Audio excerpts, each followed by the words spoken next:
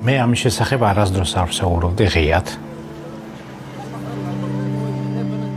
Lasha Shergelashvili is now in Ukraine's army, fighting against the Russian forces. He claims to know exactly what was being deployed in Georgia.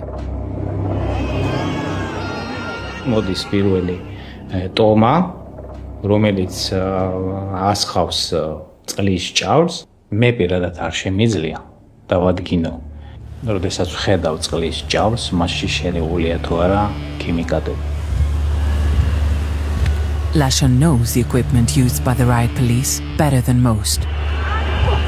A highly decorated officer, he worked for the riot police for more than 20 years. He served as head of weaponry until 2022, his last role. ჩემი იქ მსახურობის დროს მე ვიცოდი ყველაფერი რაც მქონდა, ვიცოდი ყველა ის საშუალება, ყველა ის საბრძოლო მასალა, ყველა ის იარაღი. He followed the events closely when the protests began in Tbilisi.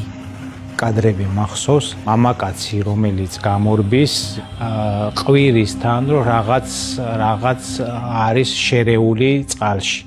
მე მაშინვე მივხვდი რომ ეს იყო სწორედ ის სითხე, რაზეც ჩვენ ვსაუბრობდით. He says that some of the water cannons used on Rustaveli Avenue were purchased in 2009.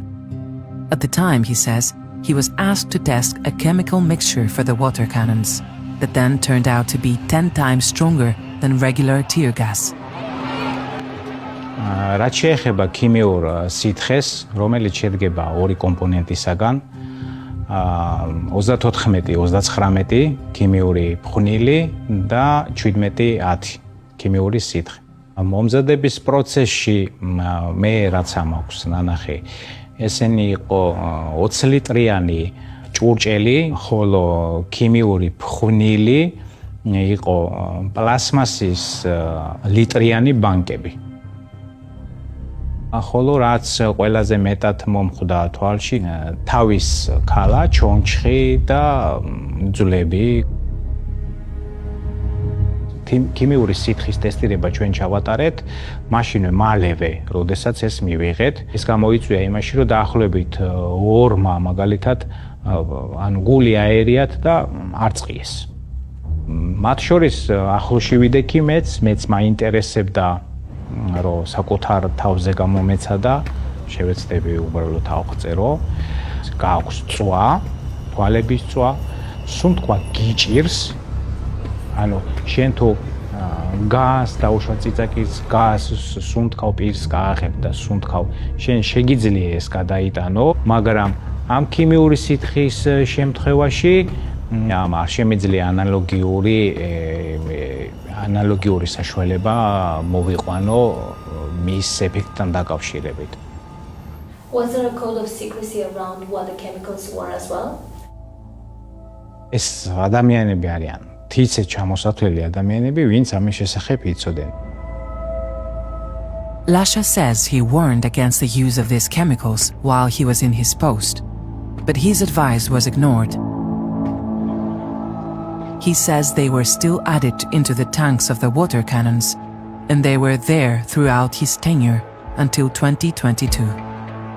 The BBC has obtained a copy of the inventory of the Special Tasks Department, a highly confidential document from this period. We verified its authenticity. The 2 chemicals Lasha mentions are listed here, along with a recipe on how they should be mixed.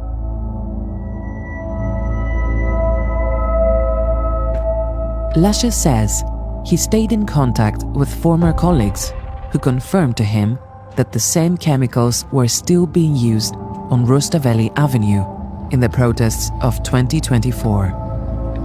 The BBC spoke with several other former high-ranking officers who confirmed the existence of the chemicals and the protocols for their deployment.